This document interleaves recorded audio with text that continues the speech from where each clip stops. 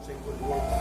Atong gingon ni Jesus Christ sa Matthew 5:16, "Let your light so shine before men that they may see your good works and glorify your Father which is in heaven." Ipakita tong good works. Unsaon na itong pagpakita og good works kung why nagtudlo na ito what is good works. Magsige lang tagsimba bisag dili na good works ang ato ang gibuhat. Mo bitaw na dalaygon ang Ginoo nga naghatag siya og chance nato na diin pag mahuman ni ang COVID mahuman man gyud ni. Mo bitaw na nga pila na lang ang ato ang pandini. Although nga doon naman yung mga gitawag o pagbandong sa tuwa sa pagpangalagad sa Ginoo. Kunang magkampo kita sa Ginoo nga diin. Mawala gyud ni aron kita makabaton ta og time nga doon na tay freedom. Anang gingon nga kung kita gilukat wadto na ta sa simbahan sa Ginoo with joy and gladness. Okay, sa kaniadto lang sa wa pa nahitabo ning pestilence. Wa gyud tay ganang wadto simbahan. Ang ato alam basta makadto tag simbahan makapaminaw tas pulong sa Ginoo pero sa tinuod lang nakadto ang joy and gladness in the house of God. Mao nang gipropesya ni propeta Joel. Mo na iyang gipropesay nga diin naundan. Muna nga diin siya, muani siya pagbalik aron lokaton to niya mga tao nga diin naghibilin. Aron maghimot to siya og pagpangandam nga diin ang iyang buhaton lang sa simbahan, joy and gladness. Nga ang sorrow mawala, ang mourning. Anong gingon hiton my mourning into dancing nga kumuani ta dinhi. Return there my sorrow unto joy nga diin kanang muani kita sa simbahan na maglipay gyud unta ta. Mao na nga gikatob sa Ginoo kay wa nato na nabuhat unya dagaan tag time aron buhaton nato na. Aron mahimot ang hingpit diya sa Ginoo aron katong giingon ni Apostol Pablo sa diha umabot na gani ang hingpit ang dili hingpit mawala na. O bitaw na ni tag na ang Ginoo naghatag og panahon sa mga remnant na una kung gingon sa remnant. Abi nimo ang Israel ang maluwas sa ila katurang mga remnant. Atong nahibilin ba nga mga tao nga di wala na snare of the fuller. Dagang kayo na snare sa fuller sa mga Pilipino. O bitaw na nga. Warning ni sa Ginoo. Niya kita pa ni David. Si David atong yabi ha. Tagaan ta og yawi ni David. Kadi ang tanan mga gibuhat ni David. Mao to dapat atong buhaton. Nga diin ingon si David, dalaygon yun ang Ginoo nga diin siya wa nato naghatag nga kita bunon sa ngipon sa mga manunukob kay nga naman naguba ang ilahang need para sa tuwa nga naka-eskapo ta. Mo to katong na-eskapo katong nahibilin nga wala malitag. Ang Roma chapter 9 verse 27 and 28, Isaiah also cried concerning Israel. Mao po niya sa Isaiah. Nagilakot si Isaiah may tungod sa Israelites. Though the number of the children of Israel be as the sand of the sea, a remnant shall be saved. Tanawa. Si Isaiah naghilak, nagsampit sa Ginoo. Kamatod pa may tungod sa mga Israelites. Ingon pa niya, bisan ang number sa children sa Israel, daghan na sila sama sa balas sa dagat. Pero ang remnant lang ang maluwas. May bilin ba? Nahibilin. Diba kung saan yung nahibilin? Katong wala malitag, katong wala siluti sa Ginoo nga ang Ginoo nagsilot nato karon. Sa verse 28, for He will finish the work. He will finish the work and cut it short in righteousness. Because of a short work will the Lord make upon the earth. Sa tinuod lang, ingon pa ni Isaiah o sa Roma ni Apostol Pablo, kay iya manggun tapuson ang bulaton. Si Kristo ang nagtapos sa bulaton. Kaning mga butang mo na niya ang tapos sa iyang grace. Mo bitaw ni gitapos na niya tong bulaton niya gikan sa cross hangtod karon. Mo na niya iyang gitapos. Ug nga naman, and cut it short iya ning putlon sa makadiot kini mga bulaton nato nga righteousness. Pero dalay go ang Ginoo kita kitagaan tag time niya. Matanunay nga naman. Kay kung walay maghimo ini, kinsa may maghimo? Kinsa may gamiton sa Ginoo nga di nagpabilin sa balay mo na pag-apugin mo hugot sa Ginoo nga di magpabilin ta kay kita mo'y manulti nila. Kita kita mag-ingon nga kita mao sa katawo nga nangalagad sa Ginoo, naghangyo sa Ginoo nga din sila tagaan kog chance. Uban nato. Dili lang kay kita gitagaan chance sila pod. Mo ito tong sulat sa Philadelphia. Doon na may simbahan ni Satanas o sinagduga ni Satanas. Hindi sila mga Christian daw bro, mga Hudiyo daw bro, pero di ay bakit kaya. Iya po ng paduulon, aron mo simba niya sa Ginoo uban nato. O bitaw na nga. May nundong kanunay sa Ginoo mayuwit. Maulahi. O na yung gingon din hi. Because she short forth will the Lord make upon her. Nga gihimo ni niyang gikato. O na mga tao wala karsimba karon. Mga Christian, di ba? Undang. Atong mga dagko, mga daghan. Kita, magpabiling glory to God. Gamay raman ta. Manang gingon ng pabiling ta. Pero ang Ginoo nag-promise o nag-prophesy matud pa ni Apostol Pablo, iyan ang gikat off. Gitugot na sa Ginoo nga mga Christian karon naalang sa balay. Kay ngano man magbuhat siya o gamayng buhat. Matud pa niya, because a short word, gamay lang buhat ha, will the Lord make upon the earth. Magbuhat ka o gaman o kung kuwan pa na ay chance na to kay nga naman giputol na niya ang grace karon pahinumdum niya oy ang akong grasya inyong gibinuangan mo na nga maghatag og time aron ato na pud ning buhaton pag-usab dili na for grace kulo kung sa Ginoo maghatag man siyang gamay grasya nato para na ni sa ato mga pagpanaad sa Ginoo nga mubiya makata sa nautang buhat ug matud pa niya diha mangita na sa Ginoo mo niya ang short time siatag sa Ginoo nato mo ninungdan ang 1 Corinthians 15:30 and why stand we in jeopardy every hour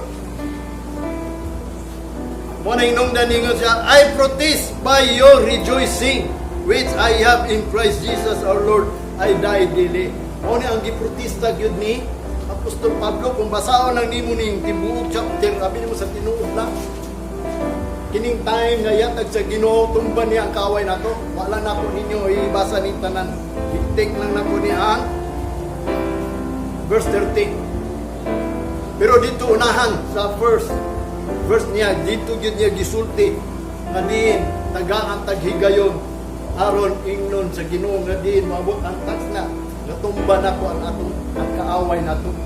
Abi nimo kinsa atong kaaway? Ang kamatayon. Waon sa Ginoo ang kamatayon sa diha nga diin kining short time nga iyang ipabuhat. Adin nga hantod-hantod pagbalik sa Ginoo o dili na ta maunsa. Basahan na ninyo dito sa balay kanang 1 Corinthians chapter 15. Mao na ang time nga ang Ginoo tumba niya ang kaaway. Hantod nga ibutang niya ang kaaway sa iyang ilan. Mao ni ang short time nga gihatag sa Ginoo nato. Ngano man ang verse 30, and why stand we in jeopardy every hour? Ngano man gyud tang magatindog ta kanunay sa danger unliable sa convict kada adlaw. Ngano magkinabuhi man ta ining danger daw? Ingon si Apostol Pablo, mo na tang hinungdan ang Ginoo maghatag tayo. Aron kita magkinabuhi ta dili na sa kuyaw. Tanawa karon, gusto ba mo ini nga kuyaw-kuyawan ta pirmi? Danger ta pirmi basin niya mataptan ta og virus. Mo na ang guingon sa Ginoo nga maghatag check time kay dili gusto. Mo na nagprotest si Apostol Pablo para sa ato ang kalipay nga diin diha kang Kristo nga iyang nadawat mo na hinungdan ay die dili kababuan nga nung nagpakamatay siya kanunay nagampo siya kanunay nangayo siya kanunay og pasaylo usa na to pag die dili ano mangayo kag pasaylo di ba pag mangayo kag pasaylo namatay ka sa sala mo nang mangayo kita kanunay og sorry sa Ginoo Lord sorry ay giingon ni Job nga din nakalimot lang ko sa verse 1 chapter kung ito ako ginumduman ako kanunay manang muawit ko sa Ginoo remind me O Lord sa mga sala na di na akong gibuhat human ako limawi pahinumdumi ko kung unsa tong sala Ginoo nga wa ko kay balo na nabuhat nako aron dili nako usbon mo nang giingon ni Job ano mo makabaw si Job nga sala siya. Hindi gitistingan lang siya ni Satanas kung magpabilin ba siya o daig sa Ginoo, magpabilin ba siya kay Diyos. Walang niingon na lang si Job, Lord, sumpihi ko tungkol sa akong sala. Ako pili na nakukuha. Mawita na ha, ngayon na ito kanunay sa Ginoo, karon na panahon na kiniglas. Nga mga panahon yatag ni sa Ginoo, sa tinuod lang, upat kabulan lang ni. Kung dili upat kabulan, dalay ko ng Ginoo, basta ang giingon sa Ginoo, short time. Di ba nag-ingon si Jesus Christ? Upat na lang kabulan ang harvest. Yan kanang harvest is the end of the world. Di mo po na magdugay ng gira. Mahuman ng pestilence, gira. Kaya nga nung arumo-barog kung kisay haod, kung katong haod, mo na to ang espiritu ni Satanas nga di against good sa mga nangalagad sa Ginoo. Di nataangay mahadlok. Kaya nga naman, kay kining short time nga iyang gihatag, himuon taniyang makabarog, mahimpit o malig-on. Muna ayaw mo kahadlok.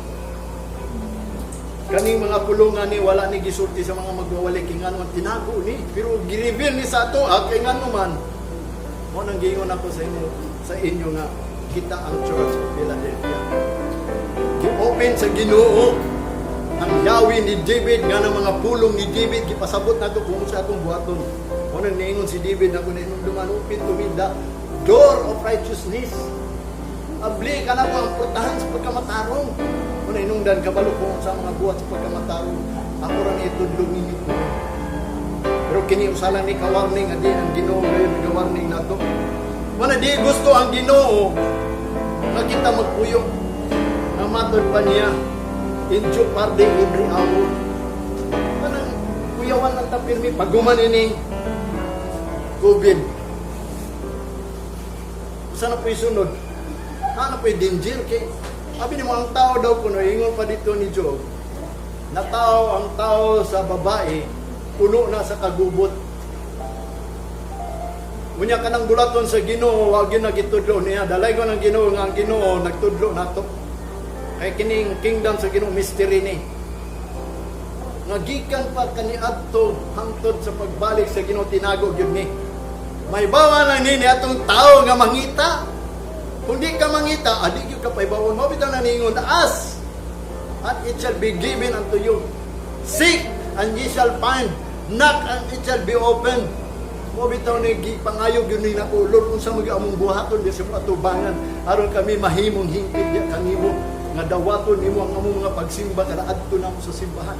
Kung akong ipangayo sa Ginoo, gipangita na ko, huwag gituktok yun ako ang Ginoo matag gabi. Mo na hinungdan nga din. Kaya balukok kung sa ikabubot kung sa Ginoo mo na kaning time nga yatag sa Ginoo as your time ato na ning buhaton. So di karon ninyo nga ang pag-ampo sa walay hunong. Pangayo mo kanunay sa Ginoo pasaylo. Nga kanang giingon ni David ani Apostol Pablo I die daily. Namatay siya kada adlaw kay nga naman nangayo sa pasaylo. Once nga mangayo kag pasaylo namatay ka. Sa sana kay pasayloan man ka sa Ginoo. Muna na ang gugma sa Ginoo kanunay mo nagingon every morning. They are new every morning. The steadfast love of the Lord, they are new every morning. Ang gugma sa Ginoo nagapabilin kada buntag. Sa diya ikaw mangayog pasaylo kanunay. Mo nang mag-ampo ingon ni David, mag-ampo ka gani gabi makaani kag kalipay pagkabuntag mo na matag gabi ampo gid mo. Kaya nga naman wa man tagabalo mo balik ang Ginoo kanusaman. Tungan gabi ampo ka. Kaadlawon ampo ka. Kung sa may kaadlawon alauna or alauna nya pagka tugtugaog sa manok ampo pug ka. Muna dapat katulutan mag-ampo mo bitaw na nga pagayo gyud sa Ginoo nga pukawon ka. Pukawon ka ra sa Ginoo kanang ingon pa ni Solomon kanang dreams mo na usa ka pagpukaw kung magdamgo gani og mga damgo. Mo bitaw na pagayo sa Ginoo kanang magdamgo lang sugod karon. Ang sign na ng damgo, vision, kanang mga kagabion nga mga pananawon, mao ka na ang pagbukaw sa Ginoo nimo. Once ka ni magdamgo kag sa gamay lang, free na yun. Salamat Ginoo mo kung gipukaw. Dili kung gipaybaw ka atong mga damgo. Basta makahinumdom lang ka nga, gipukaw ka sa damgo, bisig daotan nagmaayo. Ang gusto sa Ginoo, ampo na yun. Kaya bini mo sa tinuod lang pulo sa Ginoo ko nabasan. Ang gabi tiror na. Matagabalo nga naglupad daw ang panahin mo pa din sa pulo sa Ginoo. Manong kay balo magkuha na ko bitaw yung dal kininos book ko. Anagan ito kay na-transfer na ko ang Bible. Manang di gusto ang Ginoo magpuyo ta sa danger. Manang giingon ni Apostol Pablo, why stand we in jeopardy every hour? Kanong magtindog manggitaan ang kanunay nga uyawan ta. Sa tinuod lang ingon pa ni Apostol Pablo, si Kristo ni anhi dinhi aron pangkuha sa atong kahadlok sa kamatayon. Mahadlok manggitag kamatayon, di ba? Mingon sila di mahadlok. Ang dili mahadlok kamatayon kuy tungod kay siya kanang patay siya. Mahadlok ta sa kamatayon tungod kay naata sa buhi nga mga pagpangalagad. Naata sa living land. Naata sa living nga din ang Ginoo nga buhi. Mo nang gingon sa Ecclesiastes, naata sa living life of God. Mo nang mahadlok ta ako gani mahadlok mo. Kaya ang atong kaaway is like a roaring lion seeking whom he may devour. Aron di lang kita katong langit mo nang magpalaban ta sa Ginoo. Mo bitaw nang nangalagan ta sa Ginoo aron ang eternal life ato ning mabatunan. Eternal life ni Jesus Christ di na muagig kamatayon mo na sugod karon kung magalagad ka sa Ginoo hangtod pagbalik niya di gyud ka mamatay. Kaya ang Isaiah chapter 54 verse 17 walay weapon nga gihimo para kanato kung kaniadto nang amatay sila pero kita karon gihatag sa Ginoo ang grasya. Ato tong unang panahon di man to grace. Sample to sila nga nangalagad alang kanato mo to sundon pero karon sa tinuod lang.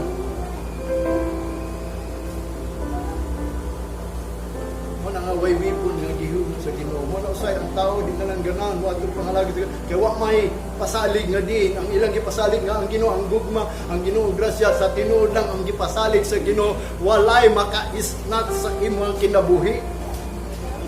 Mo nagingon ni Jesus Christ walay makaisnat.